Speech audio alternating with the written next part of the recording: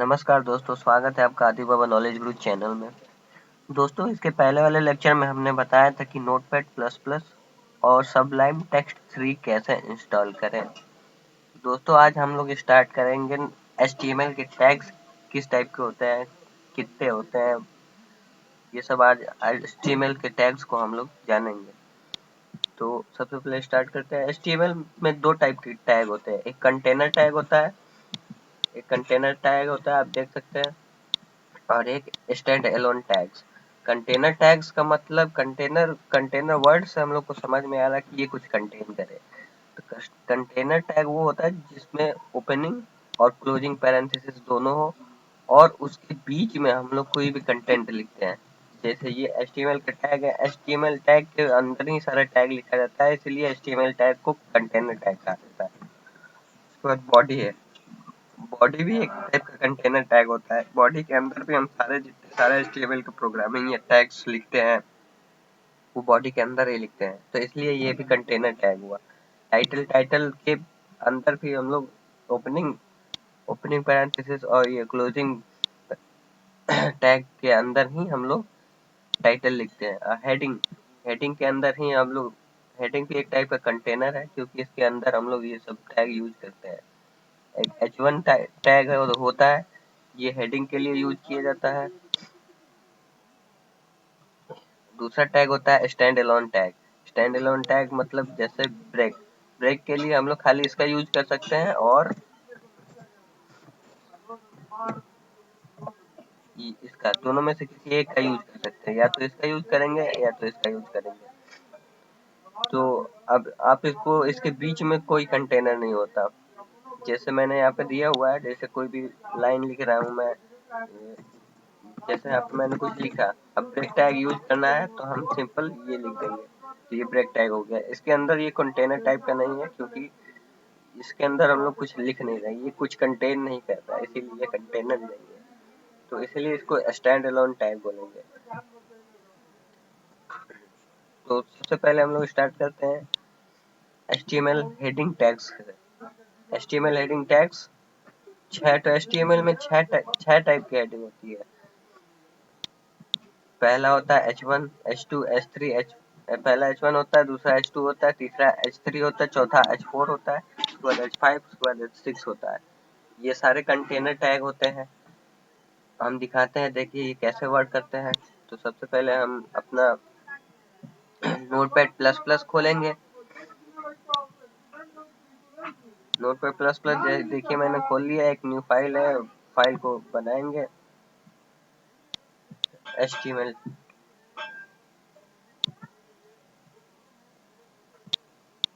File को HTML dot extension से save करेंगे। फाइल का नाम लिखें यहाँ पे HTML tags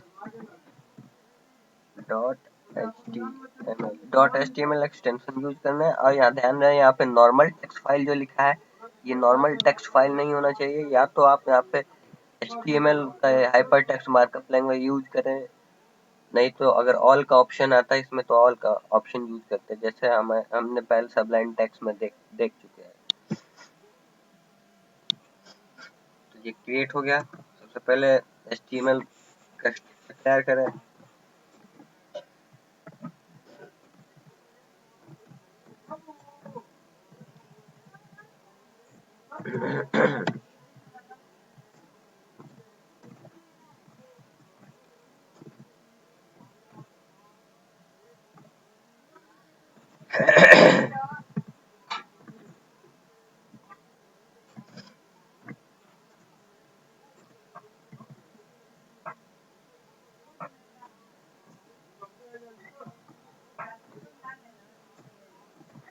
टाइटल ऐड कर रहे हैं यहाँ पे। सबसे पहले हम लोग टाइटल ऐड कर रहे हैं। टाइटल में हम लोग लिखेंगे HTML टैग्स।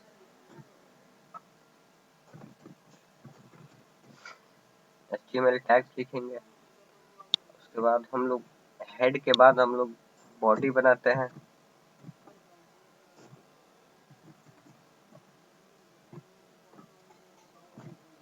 ये बॉडी क्लोज कर दिया, ये बॉडी ओपन, ये बॉडी क्लोज।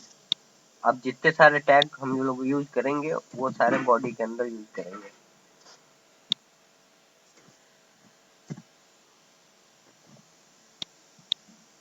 जैसे हेडिंग टैग यूज करना है हमें, तो सबसे पहले हम लोग लिखे यहाँ पे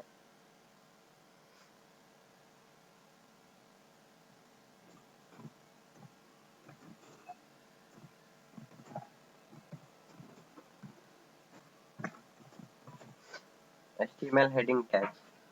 HTML हेडिंग टैग अभी ये कोई भी हेडिंग नहीं है। अब इसको आप जैसे सेव करेंगे, सेव करने के बाद रन करेंगे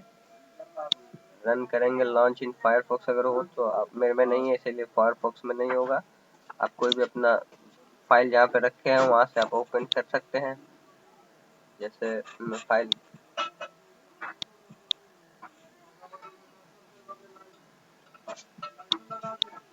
यहाँ पे मेरा फाइल था HTML टैग्स नाम से, इसको ओपन किया मैंने, तो देखिए अभी कोई भी हेडिंग नहीं है इसीलिए यहाँ पे कुछ अपीयर नहीं हो रहा। अगर कुछ हेडिंग रहता तो यहाँ पे अपीयर हो जाता। सॉरी, मैंने HTML का जो मैं बना रहा था फाइल काट दिया मैंने। सबसे पहला टैग हेडिंग होता है H1। H1 हेडिंग होता है, ये ध्यान रखिए। आप कैपिटल लेटर में भी इसको लिख सकते हैं H1 और स्मॉल लेटर में भी आप लिख सकते हैं H1। तो जनरली हम लोग स्मॉल ही लेटर में लिखते हैं इसीलिए हम स्मॉल लेटर में लिख रहे हैं H1। H1 लिख दिए।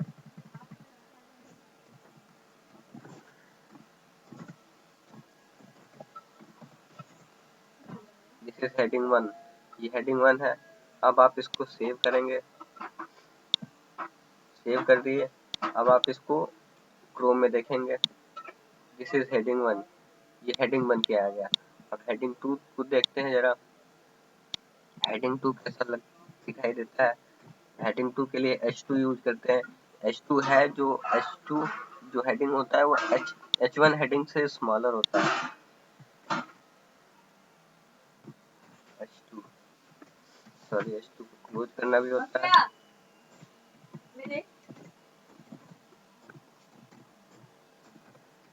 This is heading 2, this is heading 2। अब इसको सेव करके देखते हैं।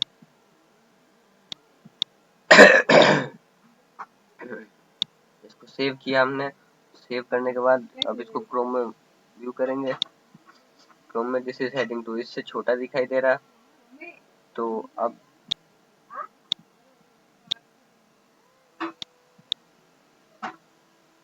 नोटपैड प्लस प्लस ओपन करेंगे।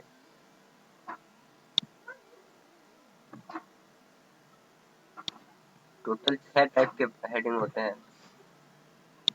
तो पहला हेडिंग हम लोग देखते हैं,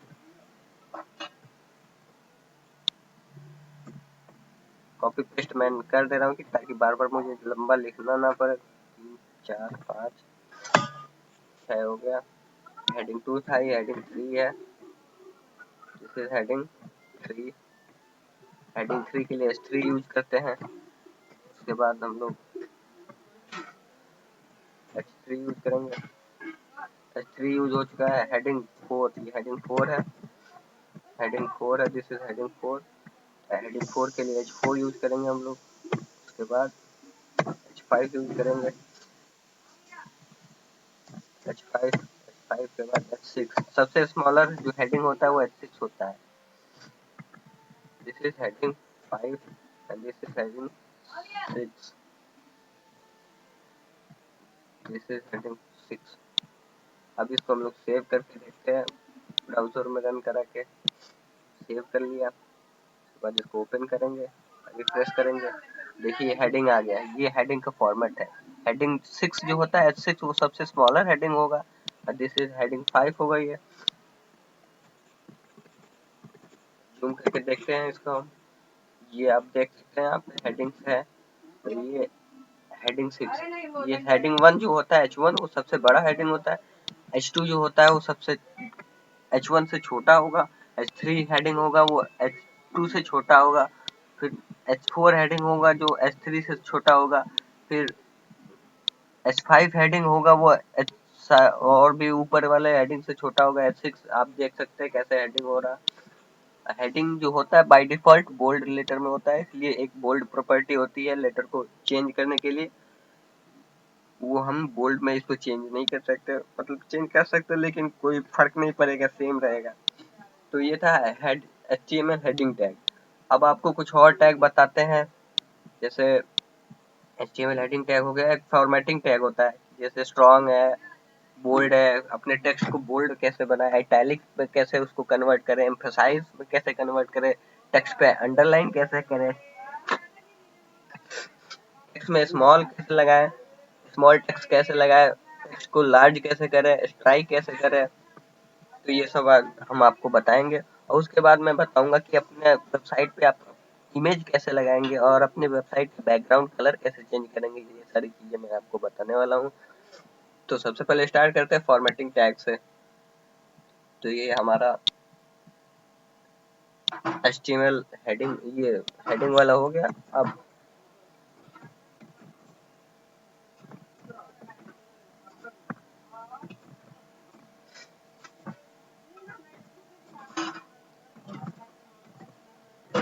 HTML फॉर्मेटिंग टैग, सबसे पहला टैग जो होता है वो होता है बोल्ड। मैंने ये पहला लिख दिया ऐसे। सबसे पहला हमने देखा यहाँ पे बोल्ड टैग होता है कि अपने जो लिखा हुआ है उसको बोल्ड कैसे करें।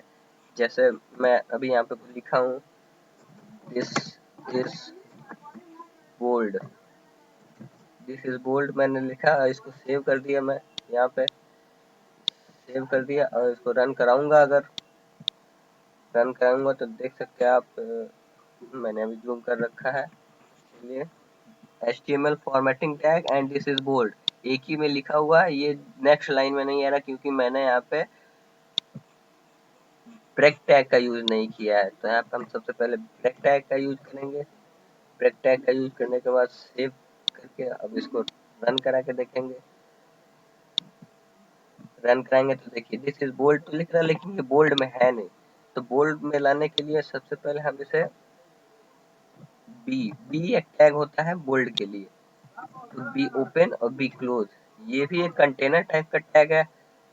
इसको आप सेव करेंगे। सेव सेव करने के बाद रन करा के देखेंगे कि ये दिखता कैसा है। देखिए अब बोल्ड में कन्वर्ट हो गया, दिस इज बोल्ड।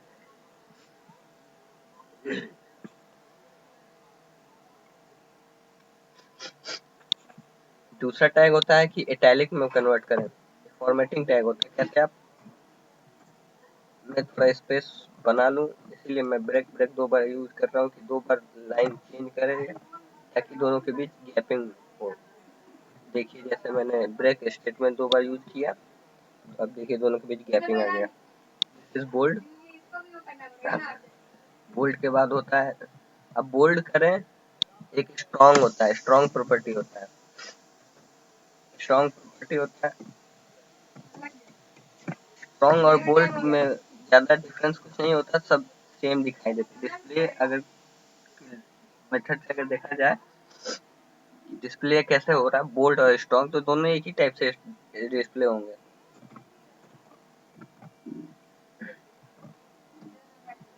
ये भी एक टाइप का कंटेनर टैग होता है।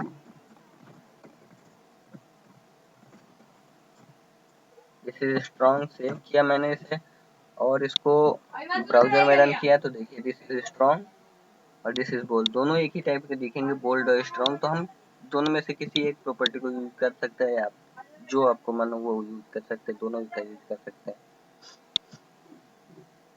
दूसरा आता है इटैलिक। अब इसमें हम ब्रेक लगा दें, ब्रेक नहीं लगाएंगे तो फिर मेरा उसी लाइन में प्रिंट होने लगेगा, इसलिए ब्रेक लगा दिए। ब्रेक लगाने के बाद एक होता है इटैलिक, आई से इसको नोट करते हैं, दिस इज इटैलिक। इटैलिक आई को क्लोज करना है तो आई को क्लोज कर दिए। ये भी एक टाइप का कंटेनर टैग होता है, इसको सेव कर दिए। सेव करने के बाद हम रिफ्रेश करके देखेंगे तो दिस इज इटैलिक, ये इटैलिक में कन्वर्ट हो गया, इटैलिक में कन्वर्ट हो गया। अब उसके बाद इटैलिक, इटैलिक के बाद हम लोग या तो इटैलिक यूज करें, एक एम्फसाइज टैग होता है जिसके लिए हम EM यूज करते हैं।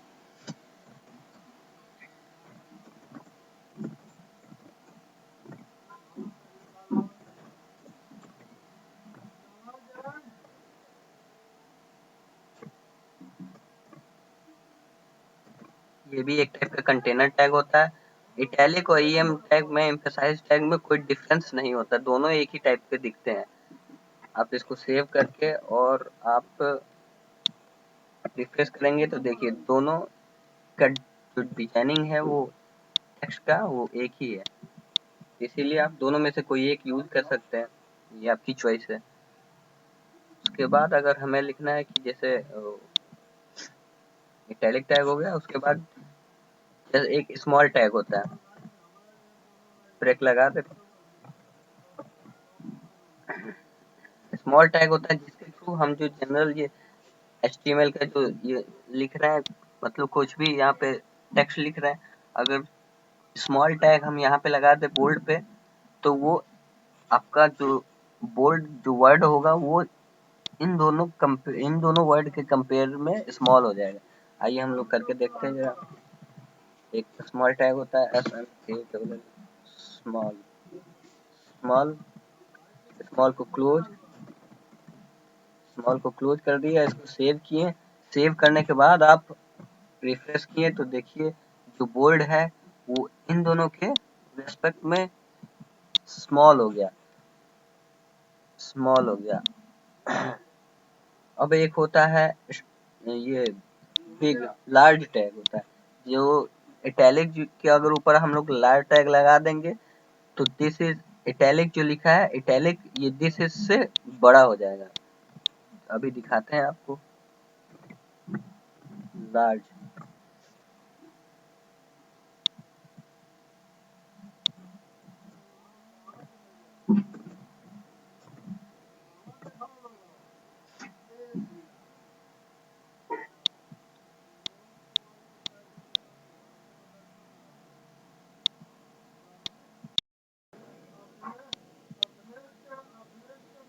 तो हम लोग कहाँ थे, हम लोग इसको लार्ज करना है हमें।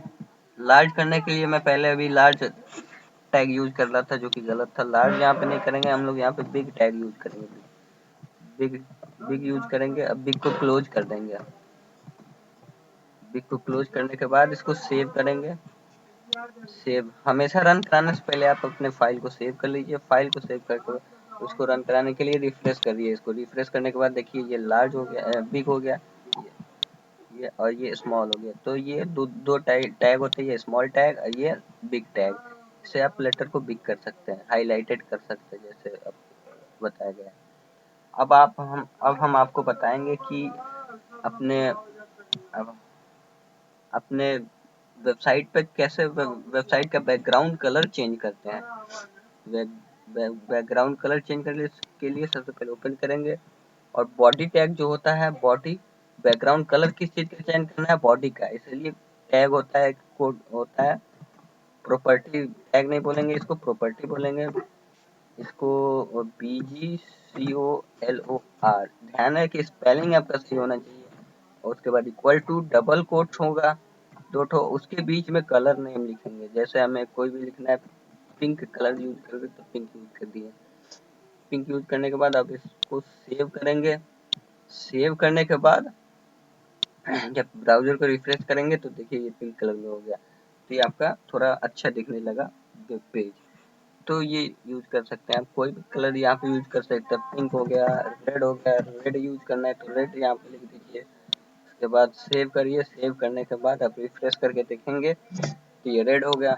रेड होने के बाद अगर आप चाहते हैं कि नहीं मैं कोई और कलर यूज करना चाहता हूँ, ग्रे कलर, ग्रे, तो ग्रे यूज करने के बाद सेव कर दें।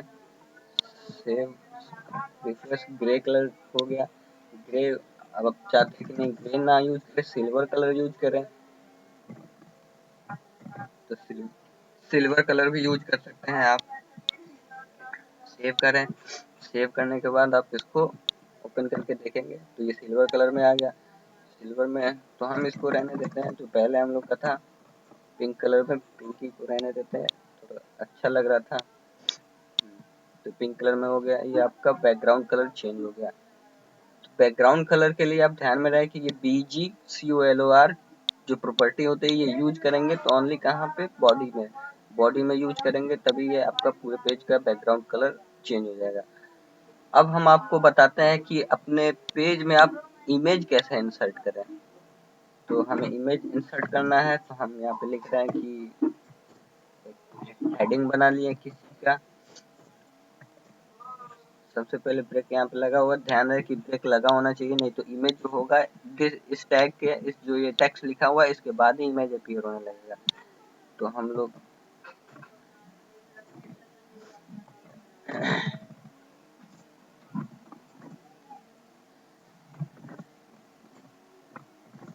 इमेज, दिस इज इमेज, ये सेव कर दिया हमने। अब ब्रेक हेडिंग जो लिखते हैं उसमें ब्रेक लगाने की कोई जरूरत नहीं होती है, क्योंकि हेडिंग में सेल्फ वो एक ही लाइन में आएगा, उसके आप ऑटोमेटिक ही ले लेता है, बाय डिफॉल्ट वो ब्रेक ले लेता है, इसलिए हेडिंग में हम लोग ब्रेक का यूज नहीं करते हैं। अब हमें इमेज इंसर्ट करना है अपने वेबसाइट पे, तो उसके लिए हमारे पास एक टैग होता है IMG, उसके बाद space SRC equal to double quotes, उसके बाद क्लोज। अब इसमें हम डबल कोट्स में जो आपका इमेज है उसका पाथ एंटर करेंगे। तो पाथ दो टाइप के होते हैं, एक रिलेटिव पाथ होता है, एक एब्सोल्यूट पाथ होता है। तो उसके बारे में मैं आपको बाद में बताऊंगा, लेकिन मैं अभी आपको बता दे रहा हूँ यहाँ पे कैसे इमेज कैसे इंसर्ट करें। तो आइए देखते हैं। मैंने जैसे मुझे कोई इमेज इंसर्ट करना है, कहाँ गया, जैसे ये वाला, ये वाला कुछ, जैसे ये वाला इंसर्ट करना है, ये वाला फोटो इंसर्ट करना है, इमेज इंसर्ट करना है। तो इसका पहले नेम बदल दें हम, कुछ भी है, आदित्य डॉट पीजीएन में है तो पीजीएन ही रहने दे रहे हैं इसे। हाँ, उसके बाद आप ये कहाँ पे है, इसको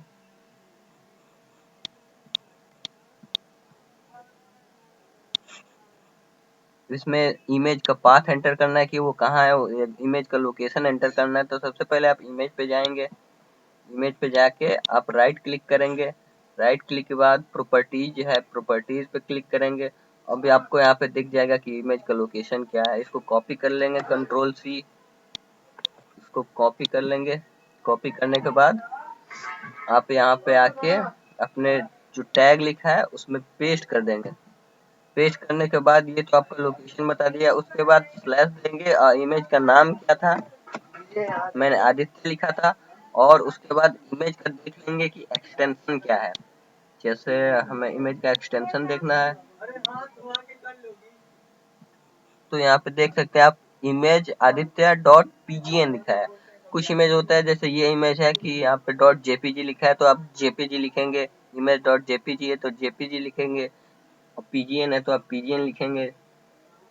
तो मैं यहाँ पे आके आदित्य फाइल नेम और उसका एक्सटेंशन क्या था, पीजीएन, पीजीएन लिखने के बाद मैं इसको सेव कर रहा हूँ। मैं इसको सेव कर दिया। सेव करने के बाद ब्राउजर में देखते हैं कि ये ओपन होता है कि नहीं। ब्राउजर में ओपन नहीं हुआ, इसका मतलब कुछ ना कुछ गड़बड़ी है। कहाँ पे गड़बड़ गड़बड़ है, आदित्य डॉट पीजीएन है, ये शायद पीजीएन को यूज ना करता हो, मतलब ये ब्राउजर के ऊपर डिपेंड होता है कि कौन सा ब्राउजर क्या क्या सपोर्ट करता है।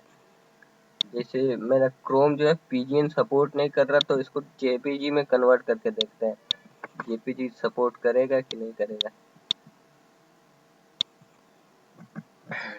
जेपीजी में इसको कन्वर्ट कर दिया हमने। जेपीजी में कन्वर्ट करने के बाद फिर यहाँ पे फाइल का जो पीजीएन है इसको भी कन्वर्ट करके जेपीजी लिख दे रहे हैं। तो जेपीजी लिखने के बाद सेव करेंगे इसे। सेव करने के बाद हम क्रोम में देखेंगे, तो देखिए आपका इमेज यहाँ पे इंसर्ट हो चुका है। तो इमेज कुछ ज्यादा बड़ा दिख रहा है, हमें इसे छोटा करना है। तो इमेज के अंदर कुछ प्रॉपर्टी होती है, प्रॉपर्टीज होती है, हाइट सेट करना, विड्थ सेट करना, कितना सेट करना है, तो वो हम यूज कर सकते हैं। तो सबसे पहले विड्थ सेट करते हैं, तो उसकी प्रॉपर्टी होती है width equals to double quotes, और इसमें कितना विड्थ आपको फिक्स करना है वो एंटर करेंगे। जैसे हमें मान लीजिए कि 300 300 एक्सक्यूज मी सॉरी ये यहाँ पे चला गया। 300 यूज करना है हमें, तो 300 ये क्या होते हैं, पिक्सल्स होते हैं, पिक्सल्स में हम एंटर कराते हैं विड्थ। उसके बाद हाइट रहने दे रहे, पहले विड्थ को दिखा रहे कि कैसा ये क्या चेंजेस होती है विड्थ सेट करने से। तो सेव किया, सेव करने के बाद मैं यहाँ पे आया, उसके बाद रिफ्रेश किया, तो आप देख सकते हैं कि मेरे फोटो का विड्थ जो है वो चेंज हो गया है, कम हो गया, पहले बड़ा था थोड़ा कम चौड़ा हो गया है। तो अब इसमें हाइट सेट करते हैं कि हाइट कितना रहेगा। हाइट कैसे सेट करते हैं, height height equal to double quote, ध्यान रहे कि स्पेलिंग आपका कुछ भी मिसप्रिंट नहीं होना चाहिए, डबल कोट्स में नहीं होना, मतलब वो होना चाहिए। और आप जो विड्थ प्रॉपर्टी लिख रहे हैं वो इसमें थोड़ा सा स्पेस दे दीजिए, क्योंकि कभी कभी होता है कि जैसे आप सुब्लाइम टेक्स्ट में लिखेंगे तो स्पेस अगर नहीं देंगे तो ये विड्थ वाली प्रॉपर्टी आपके नहीं चलेगी, इसलिए आप हमेशा स्पेस देने की आदत डाल लें। उसके बाद हाइट जैसे हमें लिखना है 100 पिक्सल, 150 पिक्सल, 150 नहीं 200 लिख ले रहे हैं, 200 पिक्सल यूज करेंगे। तो अब इसको सेव किया हमने, सेव करने के बाद इसको रिफ्रेश किया तो देखिए ये बड़ा हो गया। तो इस टाइप से हम अपने वेबसाइट पे इमेज इंसर्ट कर सकते हैं, एक से ज़्यादा भी इमेज आप इंसर्ट कर सकते हैं। जैसे हमें कुछ और इंसर्ट करना है, इमेज दूसरा इमेज इंसर्ट करना है, इमेजेस 6.jpg है, इसको इंसर्ट करना है, इसको पहले रीनेम कर ले, इजी रहेगा सेट करने के लिए। ये .jpg है, इसको हम सेव करेंगे। उसके लिए मैं सबसे पहले यहाँ पे आप ब्रेक टैग लगा दें, नहीं अगर ब्रेक टैग नहीं लगाएंगे तो आपका इमेज के बगल ही में इमेज इंसर्ट हो जाएगा।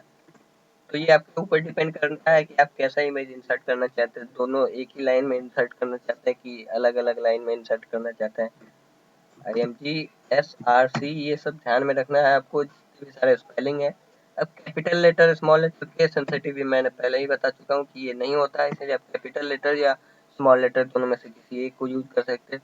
तो जनरली मेरा जो फोल्डर था वो डेस्कटॉप पे ही था, तो हम यहाँ पे डेस्कटॉप का लोकेशन फिट कर दें। उसके बाद a.jpg नाम से फोल्डर था उसको सेव कर दिए, और उसके बाद जो इमेज वाला है इसको क्लोज कर दिए। क्लोज करने के बाद सेव करके इसको रन करा के देखेंगे कि क्या मेरा आ रहा है कि नहीं। तो ये आ चुका है, मेरा दूसरा फिगर आ चुका है। अब मैं चाहता हूँ कि इसका भी हाइट और विड्थ दोनों एक ही हो, इसके ये वाले फोटोज के मतलब इस वाले फोटोज और ये वाले फोटोज का हाइट और विड्थ दोनों सेम हो, तो इसमें भी मैं हाइट और विड्थ की प्रॉपर्टी सेट कर सकता हूँ। जैसे मैंने यहाँ पे विड्थ 300 फिक्स किया है, तो मैं यहाँ पे इसको भी 300 विड्थ दे देता हूँ।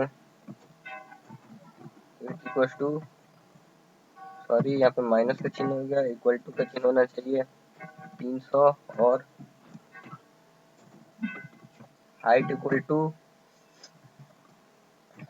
टू 200 था, इसलिए 200 पिक्सल दे दिया मैंने, 200। उसके बाद सेव करेंगे, इसे सेव करके आप इसको रिफ्रेश करके देखेंगे, अब दोनों एक ही साइज में हो गए हैं। तो आज दोस्तों हमने पढ़ा कि HTML के कुछ टैग्स पर है, HTML हेडिंग टैग, उसके बाद फॉर्मेटिंग टैग, उसके बाद इमेज टैग, उसके बाद हम लोग कैसे बैकग्राउंड कलर अपना चेंज कर सकते हैं, ये सारी चीज़ें हमने सीखी। अब दोस्तों दूसरे लेक्चर में अब मैं आपको बताऊंगा कि हम लोग इमेज में लिंक कैसे क्रिएट करें। जैसे हम लोग ये गूगल का खुला तो ये एक टाइप का लिंक है PSIT का, और उसके बाद ये भी एक टाइप का लिंक है। तो हम लोग ये सब लिंक कैसे क्रिएट करें अपने वेबसाइट पे, कि जैसे यहाँ पे लिंक हो, लिंक दबाने के बाद मेरा कुछ और पेज खुल के आया या कोई और दूसरा वेबसाइट खुल के आया, लिंक कैसे ऐड करें और उसके बाद लिस्ट कैसे तैयार करें, वो दोनों मैं आपको बताने जाऊंगा। तो आप दूसरा वीडियो मेरा देखना ना भूलें। Thank you for watching video, और जरूर मेरे यूट्यूब चैनल को सब्सक्राइब करें। धन्यवाद।